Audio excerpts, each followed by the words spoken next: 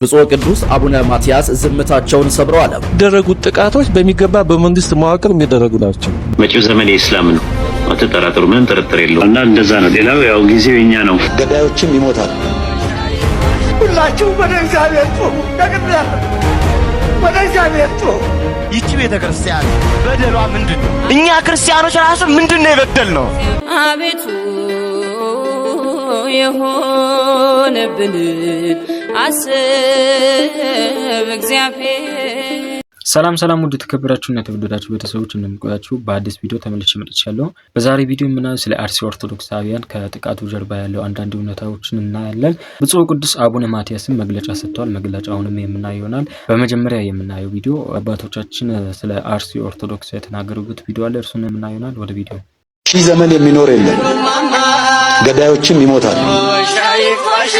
ገዳዮች ይሞታሉ፣ የሚቀር የለም። ትላንት ሲገሉ የነበሩ ዛሬ ሞተዋል። ዛሬም የሚገሉ ነገ ይሞታሉ። ተሹሞ የቀረ የለም። ሹመኞች ዛሬ ይሻራሉ፣ ነገ የሉም። እነሱ ኦርቶዶክሳውያን በአጠቃላይ አልቀው ሌሎችን ለማስገባት ከተፈለገ መሞከር ነው። በተረፈ አሁን የመስዋዕትነት ጊዜ ነው። የመስዋዕትነት ጊዜ ነው አሁን።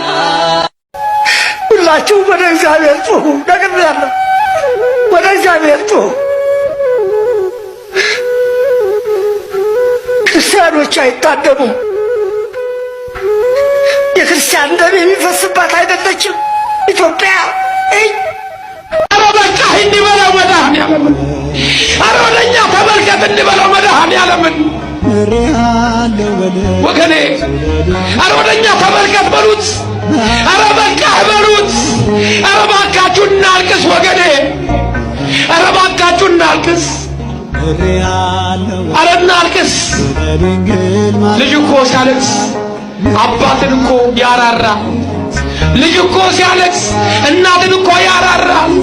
ደረጉት ጥቃቶች በሚገባ በመንግስት መዋቅር የሚደረጉ ናቸው። በአርሲ በባሌ በጅማ የሚደረጉት የመንግስት መዋቅር ህዝቡን ሊጠብቅ የሚገባው አካል ነው ህዝቡን የሚያሳድደው። ህዝቡን ሊጠብቅ የሚገባው አካል ነው ህዝቡን የሚገድለው። ፍትህ እንዲሰጥ የሚጠበቅበት አካል ነው ፍትህ የሚነፍገው። እንዲያውም የተገደሉት የተሳደዱት ራሳቸውን ለመከላከል ጥረት ያደረጉት ናቸው ወንጀለኛ የሚባሉት። ፓርላማው 70% ኦርቶዶክስ አይደለም። ፌዴሬሽን ምክር ቤት 80% ኦርቶዶክስ አይደለም። መከላከያው የላኛው መሪ 90% ኦርቶዶክስ አይደለም። የፍትህ ስርዓቱ ኦርቶዶክስ አይደለም። አዲስ አበባ 97% ከቀበሌ እስከ ላይ እስከ መዘጋጃ ኦርቶዶክስ አይደለም። 86% ነን ግን እኛ እዚህ ከተማ ውስጥ አጋጣሚ ይመስለናል አይደል? ተጠንቶ የሚሰራ ነው። ኦርቶዶክስን የማዳከም ከኢኮኖሚ የማውጣት ሀገር የማሳጣት ከሁሉም ቦታ ያፈናቀሉ ወደ አንድ ቦታ የመሰብሰብ። ታዲያ ይሄ ምን ማለት ነው? አንድ ቦታ አንድ ጊዜ ወይ ጥቂት ጊዜ ቢሆን በስህተት ነው ሊባል ይችላል። ብዙ ቦታዎች ላይ በተደጋጋሚ አሁንም ድረስ እየሆነ ያለ ነገር ያለ መንግስት እውቅና መንግስት የሆነ ሃይማኖትን ደግፎ በሆነ ሃይማኖት እየተመራ ኦርቶዶክሳውያንን እያሳደደ ካልሆነ ይሄ እንዴት ሊሆን ይችላል? ይቺ ቤተክርስቲያን በደሏ ምንድነው? እኛ ክርስቲያኖች ራሱ ምንድነው የበደልነው? ምንድነው የበደልነው? ዝም ማለት፣ መረጋጋት፣ እንዳበሩት አለማበድ፣ ሀገሬ ህይወቴ ማለት፣ ታሪኬ ማለት ወንጀል ነው? ይሉናል፣ ዝም አለ። ያቃጥሉናል፣ ዝም አለ። ይፈጁናል፣ ዝም አለ። ያፈናቅሉናል፣ ዝም አለ። ዝም አለ። በጅምላ ቤተክርስቲያን ያቃጥላል፣ ዝም አለ። እስኪ ልጠይቃችሁ ኦርቶዶክሳውያን፣ ይሄ ህይወቷ ቤተክርስቲያን አንድነቷ ዝም አሰኛት ህይወቷ እንጂ እንደባለጉት ብንባልግ እንኖራለን ወይ? ለምን ተከበበ? እኛ ታረድነ እንዴ? የተከበቡ እነሱ ምን ታረድ? እኛ ስንታረድ ለምን ቃጠልኛ የሞትንኛ እንዴ? አልበዛም በደሉ? አልበዛም ወይ? ቀንበሩ ከበደን። ዮዲት 40 ዘመን ስትዋጋ ኖረች። ዮዲት አለፈች፣ ቤተክርስቲያን ግን አለች። ግራኝ መጣ 15 ዓመት ተዋጋት። ግራኝ አለፈ፣ ቤተክርስቲያን ግን አለች። አየው። ደርግም መጣ እንደዚሁ፣ ቤተክርስቲያን ተዋጋት። ደርግ አለፈ፣ ቤተክርስቲያን ግን አለች። ኢህአደግ መጣ ተዋጋት። ኢህአደግ አለፈ፣ ቤተክርስቲያን ግን አለች።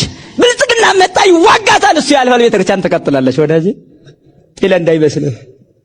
አየው፣ ያልፋል። እንዳንተዛዘብ፣ አትሽመድመድ። ክርስቲያን ከሆንክ ክርስቲያን ነኝ ነው አለቀ። ከሃዲ ከሆንክ ከሃዲ ነኝ ብለህ እለፍ። ራስህን ጉዳይ አለቀ። አትልሰፈሰፍ። ፈሪሁላ ኦርቶዶክስ ሆነ ተፈራለህ፣ ተንቀጠቀጣለህ፣ ትሽመደመዳለህ። ለወዳደር አትሁን። ሆድህን ሳይሆን አምላክህን አምልክ፣ የፈጠረህን አምልክ። ጊዜያዊ መንግስት ተከትለ ሰማያዊ መንግስት አትርሳ።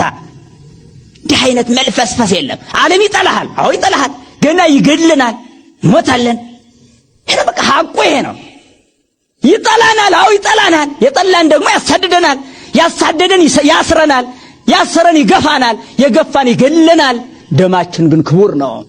ከክርስቶስ ደም ጋር ተዋህዷል። ሰማይና ምድርን ከፈጠረው ጋር ተዋህዷል። እሱ ግንድኛ ቅርንጫፍ ነን። እንደሰማችሁት ነው እንግዲህ አባቶቻችን ብዙ ነው የተናገሩት። እስቲ ሐሳባችሁን እናንተም ኮሜንት ላይ አሳውቁ። ከዚህ በመቀጠል የምናየው ብፁዕ ቅዱስ አቡነ ማትያስ መግለጫ ሰጥተዋል። እስቲ መግለጫው ምን እንደሆነ ሰምተን እንመለስ። ብፁዕ ቅዱስ አቡነ ማትያስ ዝምታቸውን ሰብረዋል። በአርሲ ሀገረ ስብከት በቤተ ክርስቲያንና በኦርቶዶክሳውያን ላይ የደረሰውን አሰቃቂ ጥቃት በማስመልከት ቅዱስነታቸው ልብ የሚነካ አባታዊና ጠንካራ መልእክት አስተላልፈዋል። በመልእክታቸው ታዲያ በመንፈስ ቅዱስ ልጆቻችን ላይ ስለደረሰው ግድያና መፈላቀል እንዲሁም 100 ዓመት ያስቆጠረው የጠላታ ቅዱስ ገብርኤል ቤተክርስቲያን መቃጠልና የመድኃኔዓለም ቤተክርስቲያን መዘረፍን የሰማነው በተሰበረ ልብ ሲሆን ከፍተኛ ሐዘንም መፍጠሩን ገልጸዋል። በጥቃቱ እስከ መቼ የሚል የቁጭት ጥያቄ በሁላችንም ልብ ውስጥ ተፈጥሯል ሲሉ ገልጸዋል። አክለውም የጸጥታ አካላትና መዋቅሮች የጥቃት ሰንሰለቱን በማስቆም ወንጀለኞችን ለሕግ እንዲያቀርቡና ከታሪክ ባለዕዳነት እንዲድኑ አበክረው አሳስበዋል። መላው ኢትዮጵያውያንና ምዕመናን የተፈናቀሉ ወገኖችን በጸሎትና በቁስ እንዲደግፉም ጥሪ አቅርበዋል። ለመሆኑ በዚህ የቅዱስነታቸው መልእክት ላይ የእናንተ አስተያየት ምንድን ነው? ኮሜንት ላይ አስቀምጡ። ቪዲዮንም በፍጥነት ሼር አድርጉት። መልካም ጊዜ። ተመልሰን መጥተናል። እንግዲህ መግለጫው እንደሰማችሁት ነው። ከዚህ በመቀጠል የምናየው ደግሞ ከጥቃቱ ጀርባ ያለው አንዳንድ እውነታዎች እየወጡ ናቸው። ቪዲዮን አይተን እንመለሳለን። ወደ ቪዲዮ። መጪው ዘመን የእስላም ነው፣ አትጠራጥሩ፣ ምንም ጥርጥር የለውም። እና እንደዛ ነው። ሌላው ያው ጊዜው የኛ ነው የነሱ ነው ተብሏል። ጊዜው የኛ ነው ማለት ነው። መሬቱ ላይ በየክፍለ ሀገሩ ግንባታችንን እንቀጥላለን። የትውልድ የሚሆን ግንባታ ማለት ነው። በየክፍለ ሀገሩ በየአዲስ አበባው በየእንትኑ ባገኘነው አጋጣሚ መንግስትም ደግሞ ሸር ነው ለኛ መንገድ ቦታም ይሰጠናል። በነፃ ነው እየሰጠን ያለው። ስለዚህ እስከሰጠን ድረስ እንላለን ማለት ነው። በተረፈ ካፊሮች እኛን አይተው ተቋም ያስፈልጋል ሲሉ ነበርና አይደለም ተቋም አይደለም መሬት ላይ በስነ ስርዓት መንቀሳቀስ እንኳን ከቻላችሁ አልናይቃችሁ ነኝ እኔ በስነ ስርዓት መልካችሁ ሳይታይ ምን ሳይታይ በስነ ስርዓት እንኳን መሄድ አትችሉም። እናንተ እንኳን አይደለም ተቋም ይዞራችሁ ይቀርና ማለት እንደፈለጋችሁ አትሆኑም እኮ። እኔ ዛሬ 2 ዓመት ኢትዮጵያ ሄጄ እንደፈለኩ ነው በፌደራል ታጥሬ ነው ሲሄድ የነበርኩት። ጥሩ ፌደራሎች የሚታወቁ የሙስሊም ፌደራሎች በስነ ስርዓት የሆነ ነገር ካጋጠመ ደውል ብለው ቀብሰስ እያልኩ ነው ስኖር የነበረው ማለት ነው ሳልፈራ። እንደዛ አይደለም ራሱ ማለት ነው። እና አይናችሁ እያየ በደንብ ኢትዮጵያ ውስጥ በደንብ ተቋም ምንድነው በደንብ እንገነባለን። ራሱ የትምህርት ለትውልድ የሚሆን ለመጻኤ ጊዜው የሚሆን ነገር እንሰራለን ወደፊት ኢንሻአላህ። በደንብ ምንም እንትን ማለት ነው። ማንም ምንም አይላቸውም ብሏል። ምንም አይለንም። የመንግስት አካላትም በዚህ መልኩ ምንም የሚያመጡት ነገር የለም። ይህንን ጥቅም ባስብ ኖሮ አሁን ስለ ኢብራሂም አልናገርም ነበር። እኔ አልፈራም ማንንም። አንደኛ፣ ሁለተኛ ነገር ደግሞ ላይሰንሳችንን መንጠቅ አይችሉም የኛ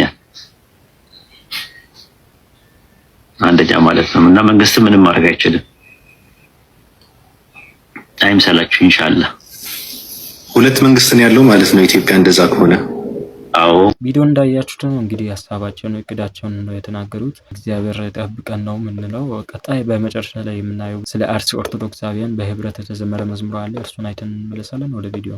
የደመሬ ታክሲዎች የደመሬ ታክሲዎች የደመሬ ታክሲዎች የደመሬ ታክሲዎች የደመሬ ታክሲዎች የደመሬ ታክሲዎች የደመሬ ታክሲዎች የደመሬ ታክሲዎች አቤታች ምድር ሐዘን በዛብሽ የደመሬ ታክሲዎች የደመሬ ታክሲዎች ክርስቶስ አለልሽ እምባሽን አባሽ የደመሬ ታክሲዎች የደመሬ ታክሲዎች ድንግል ማርያም በምልጃሽ ጽዮን ማርያም በምልጃሽ ድንግል ማርያም በምልጃሽ ጽዮን ማርያም በምልጃሽ ድንግል ማርያም በምልጃሽ ጽዮን ማርያም በምልጃሽ ድንግል ማርያም በምልጃሽ ጽዮን ማርያም በምልጃሽ ስለ እምነቴ ብለው ሞቱ ልጆችሽ ድንግል ማርያም በምልጃሽ ጽዮን ማርያም በምልጃሽ አንቺ